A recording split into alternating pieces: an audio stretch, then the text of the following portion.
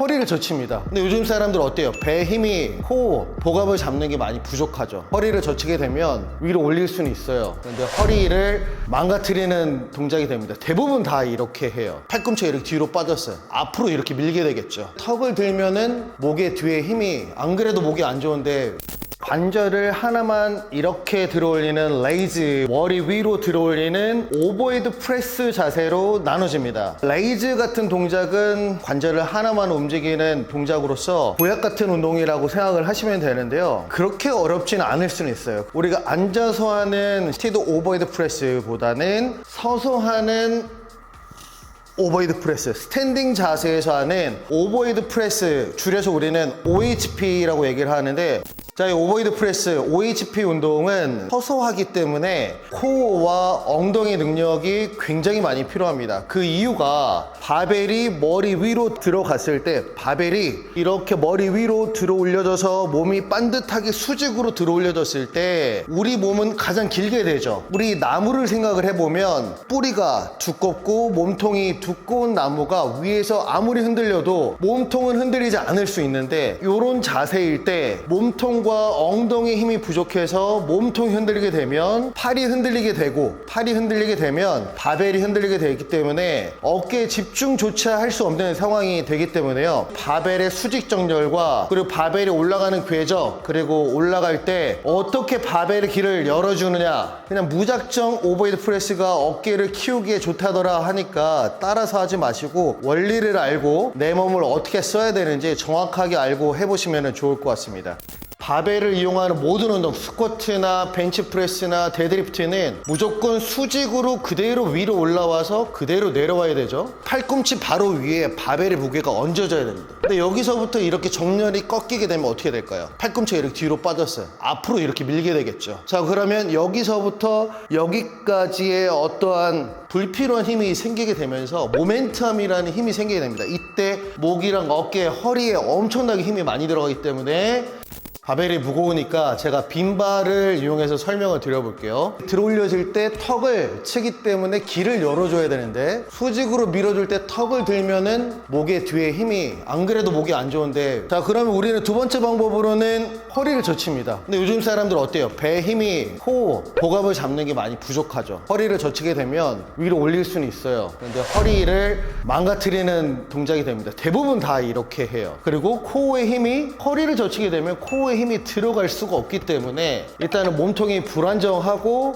최대 수축 구간에서 어깨를 수축시키기도 굉장히 어려워집니다. 바벨이 수직선상으로 이렇게 들어올려질 때 길을 열어줄 수 있는 방법, 자, 고관절입니다. 이 상태에서 반듯하게 서 있을 때 엉덩이하고 배 힘을 일단은 줄 수 있어야 돼요. 자, 그래서 이 몸통과 엉덩이가 바닥에서부터 단단하게 지지가 돼야 됩니다. 뿌리가 단단하게 박혀있는 나무처럼 무게가 어떻게 흔들려도 이 코어와 엉덩이는 무조건 힘이 들어가 있어야 돼요. 얘는 세트입니다. 복부 압력하고 엉덩이 힘을 준 상태에서 허리를 젖히는 게 아니고 이 고관절을 이렇게 쭉 펴주는 거예요. 배하고 엉덩이 힘을 주지 않고 그냥 이렇게 와보세요. 한번 해보세요. 허리가 아프죠? 엉덩이하고 배 힘을 준 상태에서 이 고관절 앞쪽을 쭉 늘려준다, 열려준다. 자, 그러면 바벨이 이렇게 수직으로 올라갈 수 있는, 거의 얼굴에 스치면서 올라갈 수 있는 길을 열어주죠. 자, 이 상태에서 머리 위로 올라간다. 그러면 다시 몸을 반듯하게 넣어주는 겁니다. 자, 이렇게 반듯하게 수직으로 올라와졌죠? 다시 내려올 때 고관절을 늘려주면서 열어주면서 바벨이 내려왔다가